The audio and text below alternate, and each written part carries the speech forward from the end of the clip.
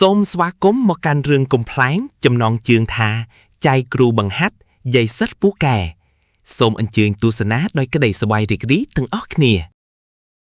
សុកស្លៀកអាវក្រហមអង្គុយលើរានហាវផ្ទះដើម្បីរៀបចំទូរស័ព្ទថ្មីសុកចង់បង្រៀនយាយនួនឲ្យចេះស្ដាប់ធម៌តាម YouTube យាយនួនស្លៀកសំពត់បៃតងដើរមកអង្គុយជិតសុកទាំងឆ្ងល់យាយនួនសួរសុកថា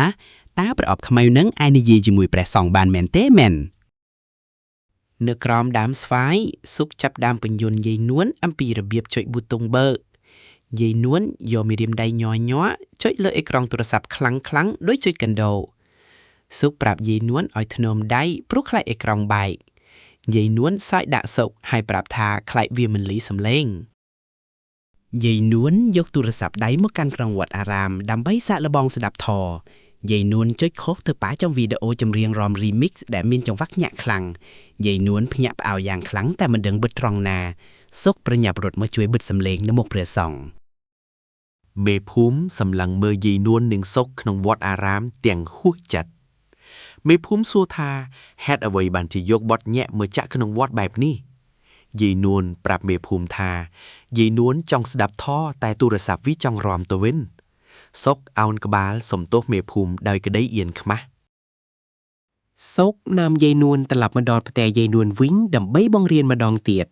សុកបើកបទធម៌ឲ្យយាយនួនស្ដាប់ដើម្បីឲ្យយាយស្ងប់ចិត្តយាយនួនអង្គុយស្ដាប់ធម៌តែភ្នែកមើលតែវីដេអូក្មេងៗរំក្នុងទូរស័ព្ទយាយនួនចាប់ផ្ដើមយល់ខ្លួនតាមចង្វាក់តិចៗដោយមិនដឹងខ្លួនមីងផលដើរកាត់ផ្ទះយាយនួនហើយឃើញយាយនួនកំពុងគ្រវីក្បាលតាមចង្វាក់មីងផលស្រែកសួរយាយនួនថាមានរឿងអីបានជាធ្វើឲ្យខ្លួនប្លែកៗយាយនួនប្រាប់មីងផលថាទូរស័ព្ទនេះមានមន្តអាគមធ្វើឲ្យចង់តែរាំមីងផលសើចចំអកឲ្យយាយនួនហើយដើរចេញបាត់ទៅសុកនាំយាយនួនទៅវាលស្រែដើម្បីបង្រៀនថតរូប selfie យាយនួនធ្វើមុខពេបមកដាក់កាមេរ៉ាធ្វើឲ្យសុកសើចស្ទើបទុះពោះធីរីដើរកាត់វាលស្រែហើយឃើញសុកកំពុងសប្បាយជាមួយជីដូនធីរីដើរមកជិតហើយសួរសុកថាធ្វើអីសប្បាយម្ល៉េះសុកអៀនញ័រដៃនៅពេលឃើញធីរីមកក្បែរនៅវាលស្រែយាយនួនឃើញសុកអៀនក៏ចាប់ដៃធីរីមកថតរូបជាមួយសុកធីរីសើចយ៉ាងស្រស់ស្អាតដាក់កាមេរ៉ាទូរស័ព្ទរបស់សុកសប្បាយចិត្តខ្លាំងរហូតភ្លេចបង្រៀនយាយនួនប្រើទូរស័ព្ទបន្តនៅផ្សារក្នុងភូមិយាយនួនកាន់ទូរស័ព្ទដើររកទិញម្ហូបចាំងទឹកមុខមោទនភាពយាយនួនជួយប៉ះចំចម្រៀង remix បដងទៀតនៅកណ្ដាលផ្សារក្នុងភូមិអ្នកភូមិទើបអោបអោលមើលយាយនួនដែលកំពុងកាន់ទូរស័ព្ទចាក់បត់ញាក់យាយនួនមិនអៀនទេតែបែរជាធ្វើក្បាច់រំរយអំបិលដាក់អ្នកលក់ត្រីសុករត់មកតាមយាយនួននៅផ្សារក្នុងភូមិទាំងបែកញាក់ហូរសុកឃើញយាយនួនកំពុងរាំក្បាច់រយអំបិលយ៉ាងជក់ចិត្តដិតអារម្មណ៍ធីរីឃើញសកម្មភាពយាយនួនក៏យកទូរស័ព្ទមកថតវីដេអូទុកអ្នកភូមិជុំវិញសើចសប្បាយរីករាយនឹងភាពក្រមិចក្រមើមរបស់យាយនួននៅផ្ទះយាយនួនចាប់ដើមបោកអង្ករដោយព្រើកិនច្រែងយាយនួនបើកបទ remix កំដរអារម្មណ៍ពេលកំពុងធ្វើការងារផ្ទះយាយនួនរលែកកិនច្រែងឡើងលើចុះក្រោមតាមចង្វាក់ភ្លេងយ៉ាងរហ័សសុកឃើញក្បាច់រលែកអង្កររបស់យាយនួនប្លែកភ្លេកក៏ថតវីដេអូបង្ហោះ Facebook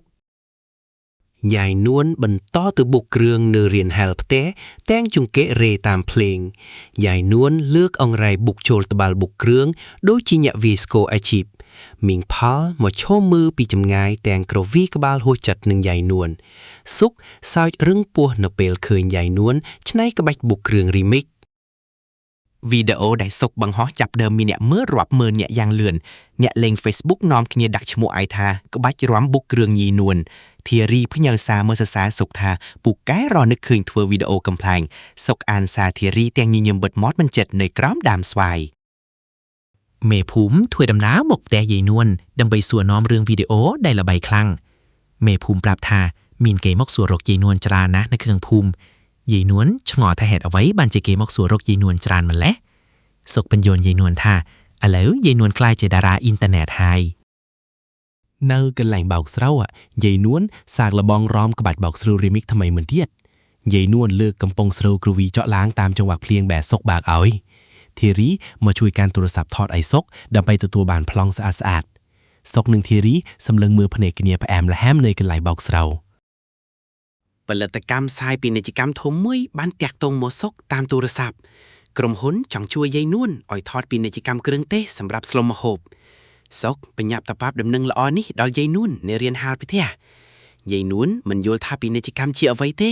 តែយល់ថាបានលុយទីនោមឲ្យចៅមីងផលចំណែកនឹងយាយនួនក៏ព្យាយាមរៀនរំតាមនៅផ្ទះយាយនួនមីងផលរំបោកអង្គតែធ្វើឲ្យអង្គហៀចេញពីកញ្ច្រែងអបរលីងយាយនួនសាយកុំអោកឲ្យមីងផលថាត្រីមិនដងសិល្បៈទើបរំកើតសុកនឹងធារីឈើសើចមីងផលពីចម្ងាយទាំងក្តីរីករាយក្រុមការងារថតគុណមកដល់ផ្ទះមេភូមិដើម្បីរៀបចំសម្លៀកបំពាក់ឲ្យយាយនួនមេភូមិជួយសម្របសម្រួលទីតាំងឲ្យក្រុមការងារយ៉ាងរហ័សរហួនយាយនួនបង្ហាញក្បាច់រំបុកគ្រឿងឲ្យអ្នកដឹកនាំរឿងមើលនៅមុខផ្ទះមេភូមិអ្នកដឹកនាំរឿងសរសើរថាយាយនួនជាកំពូលសឿពូកែដែលសុកបង្ហាត់បានល្អសុកនាំយាយនួនទៅផាត់មុខមាត់ឲ្យស្អាតសម្រាប់ថតនៅផ្សារក្នុងភូមិយាយនួនមិនចូលចិត្តផាត់មុខក្រាស់ៗពេកទេព្រោះខ្លាចខ្មោចលង់ខ្លួនឯងធារីជួយរៀបចំសក់ឲ្យយាយនួនយ៉ាងស្រស់ស្អាតដោយតារាភាពយន្តសុកលួចថតរូបធារីពេលកំពុងតែរវល់ជួយយាយនួនយ៉ាងយកចិត្តទុកដាក់ការថតពាណិជ្ជកម្មចាប់ផ្ដើមនៅវាលស្រែដ៏ធំល្វឹងវើយនាពេលរសៀលយាយនួនរំក្បាច់បោកស្រូវរីមិកជាមួយក្រុមអ្នករំអាជីពយ៉ាងស៊ីចង្វាក់គ្នាសុកឈោផ្ដល់កម្លាំងចិត្តឲ្យយាយនួននៅពីក្រោយកាមេរ៉ាធំធារីយកទឹកមកឲ្យសុកនិងយាយនួនហ្វឹកដើម្បីកុំឲ្យហត់ពេកមីងផលលួចមកមើលការថតនៅវាលស្រែហើយព្យាយាមចូលកាមេរ៉ាដែរមីងផលធ្វើពុតជាដើរកាត់មុខកាមេរ៉ាដើម្បីឲ្យគេឃើញមុខខ្លួនឯងអ្នកដឹកនាំរឿងស្ដីឲ្យមីងផលឲ្យចេញពីកន្លែងថតជាបន្ទាន់យាយនួនសើចមីងផលឡើងផ្អើលវាលស្រែធ្វើឲ្យគ្រប់គ្នាស្រស់ស្រាយឈុតបន្ទាប់គឺថតនៅផ្ទះយាយនួនដែលត្រូវប្រើត្បាល់បុកគ្រឿងជាសម្ភារៈយាយនួនបុកគ្រឿងផងរំក្រវីចង្កេះផងធ្វើឲ្យអ្នកថតគុណទះដៃកោតសរសើរសុកប្រាប់យាយនួនឲ្យធ្វើមុខក្រមិចក្រមើមដាក់កាមេរ៉ាបន្ថែមទៀតយាយនួនធ្វើតាមសុកបង្រៀនគ្រប់យ៉ាងមិនឲ្យខកមួយម៉ាត់ឡើយក្រោយបញ្ចប់ការថតក្រុមហ៊ុនបានប្រគល់ប្រាក់កម្រៃយ៉ាងច្រើនដល់យ៉ានួនយកលុយនោះទៅទិញទូរស័ព្ទថ្មីឲ្យសុកមួយគ្រឿងទៀតយ៉ានួនប្រាប់សុកថាត្រូវតែប្រើទូរស័ព្ទនេះដើម្បីតាក់ទងរកធារីសុកអៀនឡើងក្រហមមុខនៅចំពោះមុខយ៉ានួននិងអ្នកភូមិយាយនួនប្រើលុយដែលសល់យកទៅធ្វើបុណ្យនៅវត្តអារាមយ៉ាងច្រើនសន្ធឹកសន្ធាប់មេភូមិសរសើរទឹកចិត្តយាយនួនថាជាមនុស្សមានចិត្តបុណ្យកុសលយាយនួននាំសុកនិងធារីទៅថ្វាយបង្គំព្រះសង្ឃដើម្បីសុំសេចក្តីសុខបន់ស្រន់សុំឲ្យធារីយល់ព្រមស្រឡាញ់សុកនាពេលអនាគត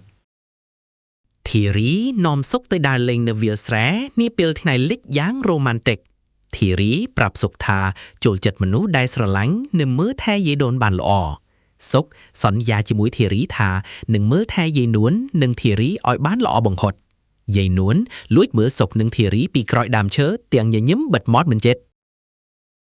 មីងផលឃើញសុកនិងធារីដើរជាមួយគ្នាក៏រត់ទៅប្រាប់អ្នកភូមិពេញផ្សារក្នុងភូមិ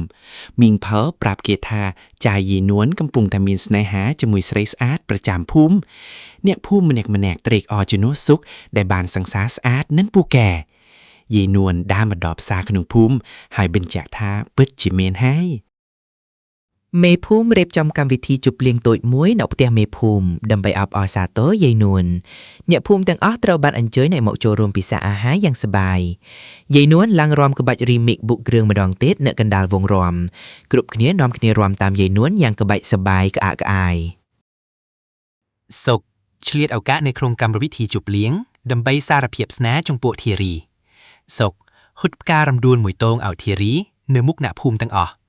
ធារីទទួលផ្កាពីសុកទាំងអៀនព្រានហើយងក់ក្បាលយល់ព្រមធ្វើជាសង្សារយាយនួនស្រែកជាយោខ្លាំងធ្វើឲ្យគ្រប់គ្នាងាកមកសើចសប្បាយយាយនួនកាន់ទូរស័ព្ទថតវីដេអូសុកនិងធារីទុកជាអនុស្សាវរីយ៍នៅផ្ទះមេភូមិយាយនួននិយាយទៅកាន់កាមេរ៉ាថាសិស្សម្នាក់នេះពូកែរកប្រពន្ធជាងរៀនទូរស័ព្ទទៅទៀតសុកសើចហើយអោបយាយនួនយ៉ាងកក់ក្ដៅបំផុតក្នុងជីវិតធារីញញឹមយ៉ាងស្រស់ដាក់យាយនួននិងសុកយ៉ាងមានក្តីសុខនៅថ្ងៃបន្ទាប់យាយនួនអង្គុយស្ដាប់ធម៌តាមទូរស័ព្ទយ៉ាងស្ងប់ស្ងាត់នៅក្រោមដើមស្វាយសុកនិងធារីអង្គុយមើលយាយនួនទាំងស្នាមញញឹមពោពេញដោយសេចក្តីស្រឡាញ់យាយនួនងើបមកប្រាប់សុកថាចង់រៀនរាំក្បាច់ថ្មីទៀតដើម្បីថតវីដេអូបន្ទាប់គ្រប់គ្នាផ្ទុះសំណើចយ៉ាងខ្លាំងកណ្ដាលវាលស្រែដ៏ស្រស់បំព្រងនៃភូមិឋាន